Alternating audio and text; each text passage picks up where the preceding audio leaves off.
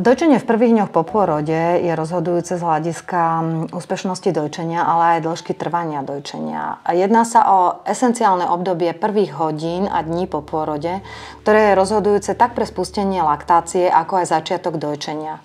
My hovoríme o prvých 30 až 40 hodinách od pôrodu.